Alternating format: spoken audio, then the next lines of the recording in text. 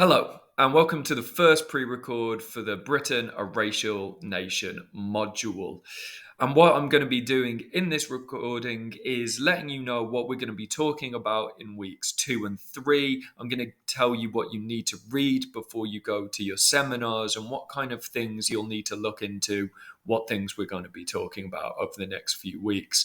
So, broadly speaking, in week 2, we'll be going over Roman Britain, and I'm delighted to say we've got an expert in Roman Britain coming in to talk to us through Juliet, who some of you have probably met already. And then in week 3, we'll be going on to the kind of fall of Rome and the rise of Anglo Saxon Britain, which is known as the Heptarchy even. So, before you come to the seminar next week, I'd like you to read Rebecca Futo Kennedy's Why I Teach About Race and Ethnicity in the Classical World. So much of what we did in the seminar yesterday was think about race in its modern context and what it means now. Juliet is going to be talking to you about what race meant in Roman Britain, how that changed cultures, how that changed race relations, and what ethnic groups were. So it's really important that you read that. Juliet has specifically asked me to ask you to read that, and she will be talking about it in length. But before you come to the seminar, I just wanted to give you a little bit of kind of a potted history of first Roman Britain and then Anglo-Saxon, the early Anglo-Saxon Britain, so that you go in with some ideas. There's a lot of books on the Moodle page that you can go and read about Roman Britain. So please go and do that and do a little bit of background reading before you go into the seminar.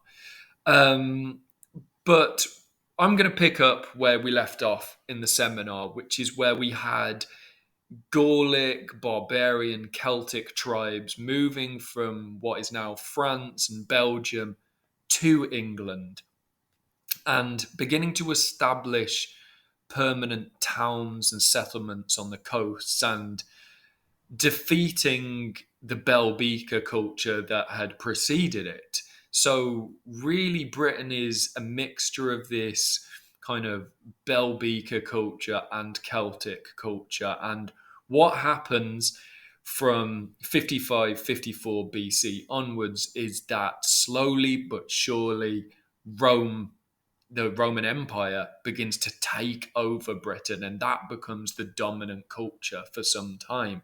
Because, as I've said, Britain is just a series of migrations. So the Roman Empire had been expanding, which is why many Celtic groups have moved to Britain originally. But the first direct contact between the leaders of Rome and what was at the time called Britannique or Britannia by Greek travellers was Julius Caesar turned up in some expeditions in 55 and 54 BC because people had heard of the island. There was rumours about people who lived there, but it was still quite a mysterious place. And Caesar was concerned that as he drove the Celtic tribes out of Central and Western Europe, that Britain was becoming a safe haven for enemies of the Romans, the growing Roman Empire. And when he arrives in Britain, it shouldn't be considered an invasion, these early expeditions. It's more reconnaissance work. And what Caesar does, rather than just invade, he offers local kings, the most famous of which is Mandubracius. And this gives him support within England. So he gives his advanced technology, advanced weaponry, and best troops to a certain local lord, and they kind of give fealty to him. And this is the start of trade and diplomacy in England. So the region that Caesar backs is basically the area where he lands, which is in the southeast of England. I've highlighted it on this slide. The dark red region. So that is a kingdom that Caesar backs, gives military might to, and in that way, they become the dominant political entity within England through Roman backing. And this is really interesting because this is the foundation of, as you can see on the map, where London is now. And the power and the money has always remained in London. So these Roman foundations really, set the power dynamics within England at the very start in 54 BC. Southwest, as a result, grows rich from trade. And at the time, it was known as Catu which was called as the War Chief Kingdom. So at its very outset, Roman Britain is dominated by the southeast. Now, over time, the Roman Empire expands heavily, and the first official invasion is in 43 AD, where permanent Roman legions were established to maintain order because there was obviously a lot of discontent about growing Roman influence, especially from the Celts who'd originally left mainland Europe to get away from them. But the Roman legions were incredibly well disciplined, had amazing leaders, and they very quickly and surely expanded north and westward. So I've included a slide on here to show what that looked like. And you can see how that Caltolowini original settlement is pushed northwards. Roman expansion was long, it was complicated, and was disrupted on multiple occasions through civil wars and rebellions. You have, most famously, Boadicea rebels against them. There are civil wars back in Rome. There are civil wars in England, and I don't have enough time to go through all of them, but it's just want you to know that it's complicated political system, but basically Rome begins to dominate what becomes England. And it does expand into eastern Wales and southern Scotland, but to a much lesser extent, which is why Wales and Scotland to this day have much more Celtic influence in their language and their customs compared to England. And in England specifically, you get governors of Britain, regional leaders who are stationed to maintain peace and order in the emerging English cities. And some of these early stone cities that you have for the first time, you have obviously Bath, Manchester, London. Colchester was actually the original capital of Roman Britain. And eventually, what happens, you get an official divide of Britannia, as it is now called under Rome, into Britannia Superior, which is the southeast, and Britannia Inferior, which is the north. So you can see how those power dynamics are working early on. And this is really funded by money from the Roman Empire, but also the beginning of mining of the south coast. So the southeast becomes incredibly wealthy and begins to dominate the north, even though the north do resist.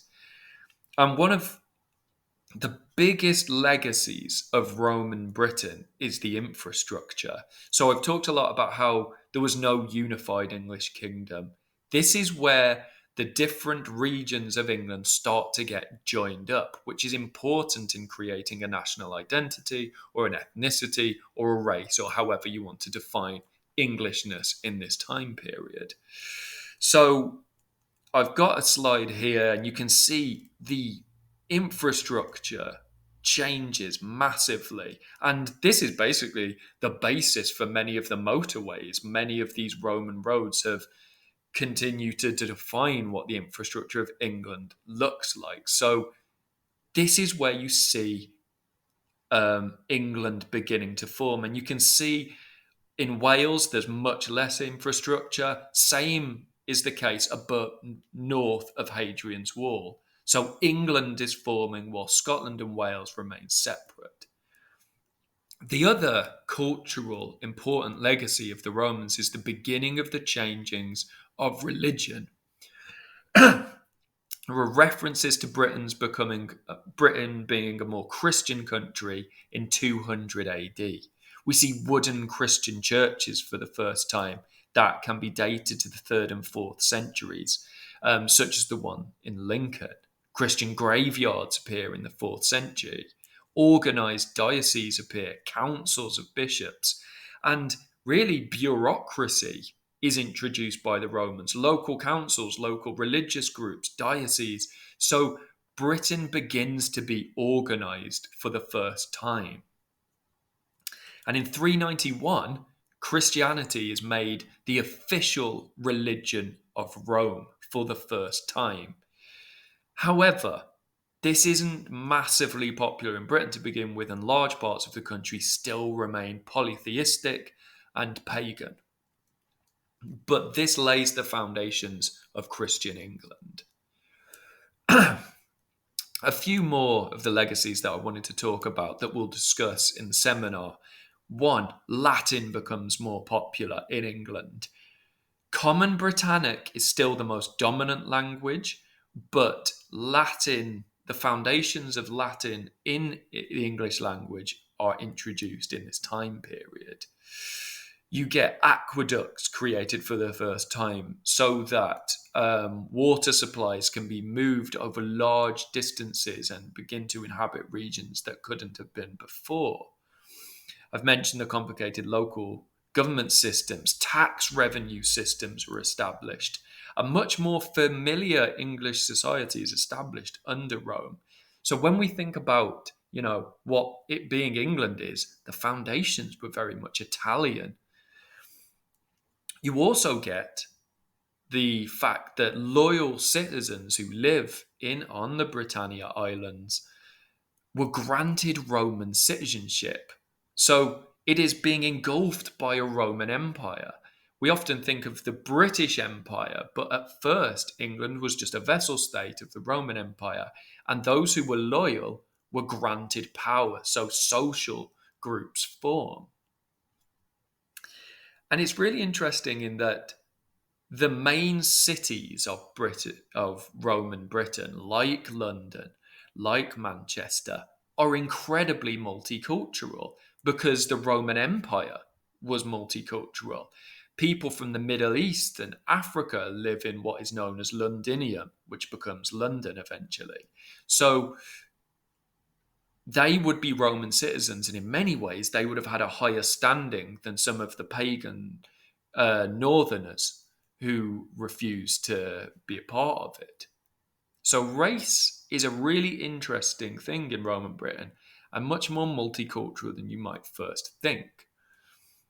So that's what we'll be talking about mainly in week 2. In week 3, we're going to go on and discuss Anglo-Saxon Britain. And for that, I want you to read Mary Rambaran-Olms' Misnaming the Medieval, Rejecting Anglo-Saxon Studies. It's an opinion piece, and I want you to tell me, do you agree with her views or disagree with the views? Both of the articles that you have to read will be put on Moodle. And Anglo-Saxon Britain, again, is so formative in forming English identity. And many people who think of there being an English race or ethnicity are often referring to Anglo-Saxon Britain. And in week 3, we're going to be discussing why and how things change so drastically from Roman Britain to Anglo-Saxon Britain and what that means for race. So Rome basically falls in 410. It's extended its boundaries too far and it struggles to keep a hold of all of its territories. And in 410, the barbarians of Central Europe sack Rome and the western half of Rome falls. Constantine withdraws most of the troops from England in the 5th century. So this means there's a lot of infrastructure that has been built in England, but no one's organising it anymore. It leaves this power vacuum. And when the Roman troops retreat out of Britain to try and defend Italy, they basically invite the Saxons, the Angles, and the Jutes, who are these Germanic tribes, they hire them to try and keep Britain stable. But this backfires horribly because they can't afford to pay them, and the Angles and the Saxons in particular begin to take over Britain.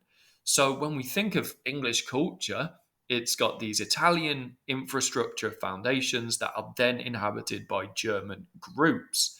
And it's through this time period you get something known as the Völkerwanderung, which is these Germanic groups spreading after Rome falls. And we get to know more and more about this than a lot of what we've talked about so far, because Bede the chronicler writes about this, and he talks about how the native Britons, if you want to call them that, the Celts, were slaughtered and forced into servitude after the Romans left and the Anglo-Saxons turned up. So it was a very aggressive invasion, and the Anglo-Saxons bring with them Old English language, which becomes the dominant language of England. For the first time, you really have a single dominant language. Obviously, you get regional variants, but this Old English, which was very Germanic and very different to the language we speak now, becomes dominant.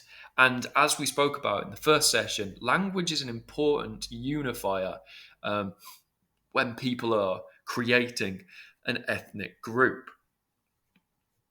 And it is during Anglo-Saxon rule that you get something called the Heptarchy.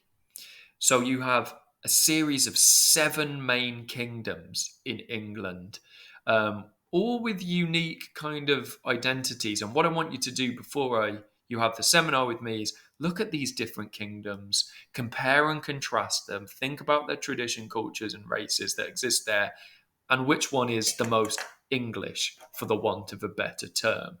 So the 4 main kingdoms in Anglo-Saxon England are East Anglia, Mercia, Northumbria, and Wessex. And the 3 minor kingdoms were Essex, Kent, and Sussex. So I want you to have a think about these different cultures and what the relationship they had with each other is. And it is under this time where the majority of these kingdoms become Christian, which becomes a central kind of feature of Englishness moving forward. So we'll be talking about that in week 3. So make sure you do the 2 readings before each week and have a little bit of read about what I've been talking about so we can have a good discussion in class. Thank you, and I look forward to seeing you in class.